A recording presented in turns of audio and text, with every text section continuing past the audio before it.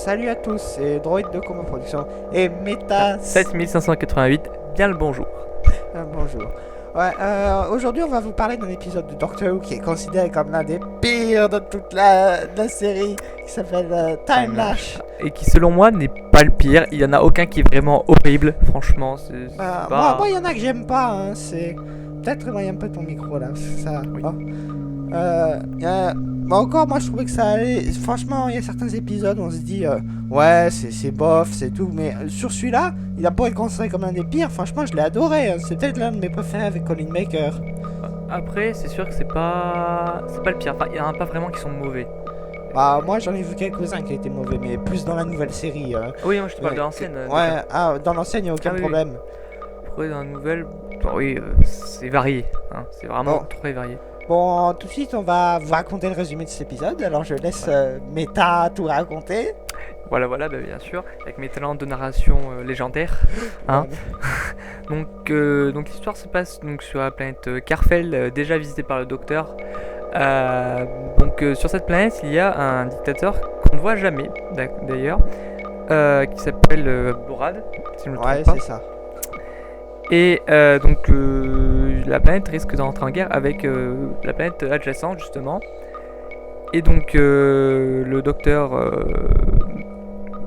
avance et essaie de comprendre ce qui se passe. Et surtout il se demande à quoi ressemble justement ce dictateur. Non, bon, on va un peu zapper quand même parce que après je vais durer super longtemps à faire d'animation. Entre autres, ce dictateur, donc le Borad, il y a une guerre entre deux mondes qui est sur le point de s'enclencher. Alors on sait pas ce que veut le dictateur exactement, hein. On découvre déjà que c'est un être... Un hybride. Un hybride là, mi-homme, mi-Morlox comme il s'appelle là, c'est sorte de lézard. Ouais voilà, c'est une espèce de lézard.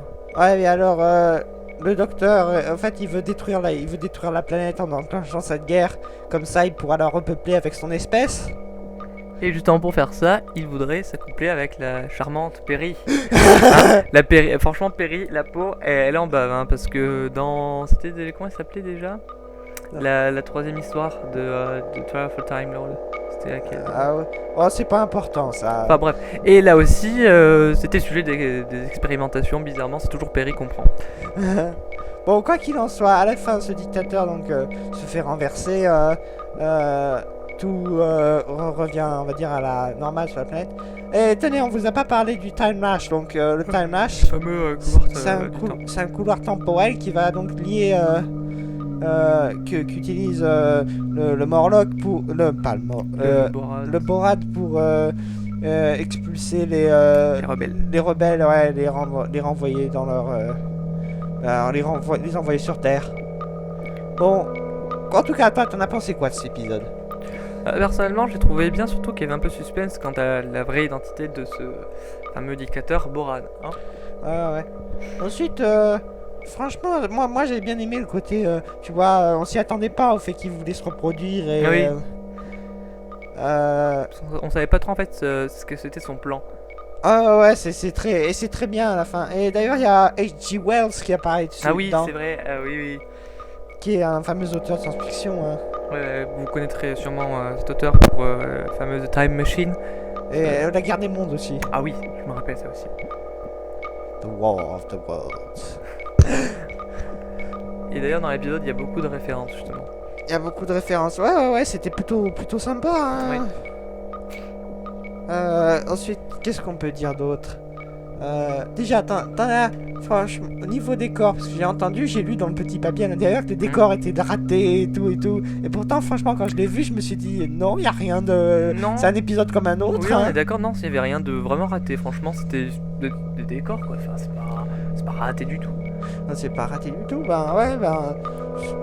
Je sais pas, les gens des fois se disent des bizarres, c'est comme ceux qui disent que les épisodes 1, 2, 3 de Star Wars sont de la merde. Oui, voilà. Ils devraient plutôt se regarder dans la classe, ça se trouve c'est eux la merde. Enfin voilà. Oh, bien sûr, si vous êtes américain, vous n'êtes pas tous de la merde. Hein, bon, je crois qu'on va raccourcir un peu parce que là, ça va me faire beaucoup d'animation. Bon, quoi qu'il en soit, c'était pour vous parler de cet épisode et on se revoit pour une prochaine discussion. Voilà, bien sûr. Et n'oubliez pas, hein, les vidéos sortiront. Voilà. Hein. Ouais. Bon, on n'est pas encore parti là, on voilà, revient. Juste un élément essentiel de cette vidéo. Hein. on va qui est le notage. le notage.